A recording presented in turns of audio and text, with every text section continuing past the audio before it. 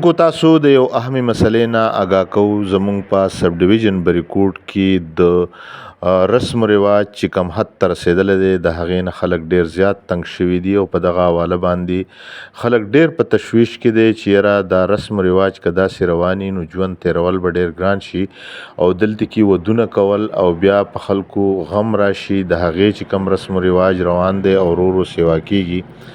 په دغه حواله د سب ډیویژن بریکوټ ټولو سیاسي سماجي مشرانو یو اهم ګرینډ جرګه جوړه کړې ده او د هغې مسلسل جدوجهد روان دی چې یاره دغه رسم و رواج کې کمی راولي او دا غلط رسمونه چې دي چې دا ختم کړي. په دې حواله مونږه د قومي جرګې د ترجمان سجاد خان سره رابطه کړې ده، ولې چې نن یو اهم اجلاس په دې حواله باندې شوی دی. سجاد خان د وخت راکولو ډیره زیاته مننه کوو. دا راته ووایه چې یاره جرګې په مختلف وختونو کې دغه شانتې روانې دي. په تېره هفته باندې هم داسې یو اجلاس شوی چې په هغې کې په هغې په حواله باندې هم مونږ ته ستاسو د اصلاحي تحریک ترجمان مونږ ته په هغې باندې بریفینګ راکړی او نن ستاسو نه دا پوښتنه کوو چې یاره څه وشو او په دغه حواله باندې تاسو کم ځای ته ورسېدی او څومره مو په دې کې کامیابي موندتې ده او خلک به دا خوشخبري کله اوري چې یاره دغه غلط رسم و رواج چې دی چې دا ختم شي او د دې په ځای باندې خلک چې دی په صحیح اسانه طریقه په اسلامي طریقه خپل غم خادي کوي او د خلکو په ژوند کې اساني راشي. نو خلک ډیر زیات په تمه دی او خلک ستاسو د جدوجهد ته په نیک نیتۍ ګوري او تاسو ته دعاګانې کوي. نو په دغه مو آګاه کوي. جی ذاکر خان ستاسو یو جهان مننه چې مونږ ته وخت راکړو. وروره زمونږ د تحصیلي بریکوټ بې انتهایی قابل قدر مشران لګیا دي او د دې غلط رسم رواج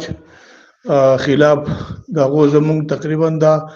دریمه میاشت روانه ده او په دې سلسله کې مختلف رواجونه دي او انتهایی ډیر ګران دي او بل غټه خبره ده چې دا د ورځې نه دي د نیمې نه دي خو د کلونو او دا رواجونه را روان دي او نوي نوي پکې راځي.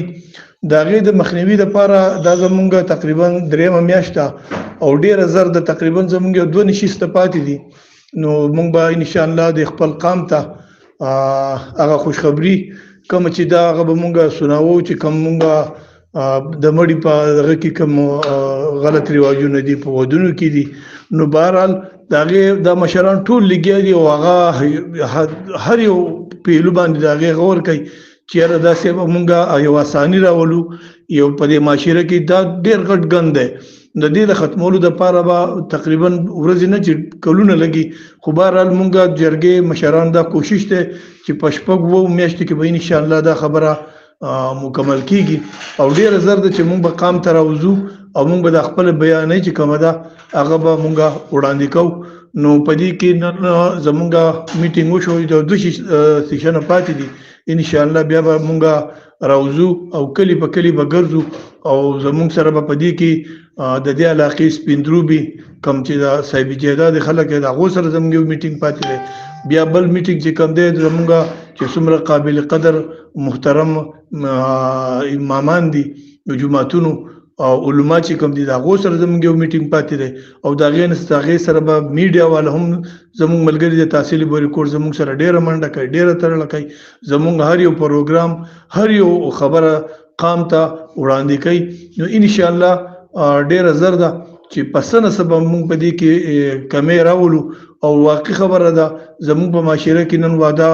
ډیر زیات ګران شوی دی. نو که الله وکړي او زمونږ د کوششونو د مشرانو کامیاب شي نو انشاءالله په دې وطن کې په دې علاقه کې په دې کې به خوشحالي راشي او زما د خپل تحصیل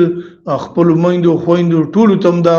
خواست دی که زما د اواز چاوري نو مهرباني وکړئ په خپل ځان باندې په خپلو کورونو باندې په خپلو بچو باندې رحم وکړئ او د دې بې خرابو او د غلطو رواجونو نه ځان په ډډه کې او انشاءالله ډیر زر ده چې زموږ تحصیل بر دې ناسور نه دمه شي. یو جهان مننه ډیره مهرباني ذاکر صاحب.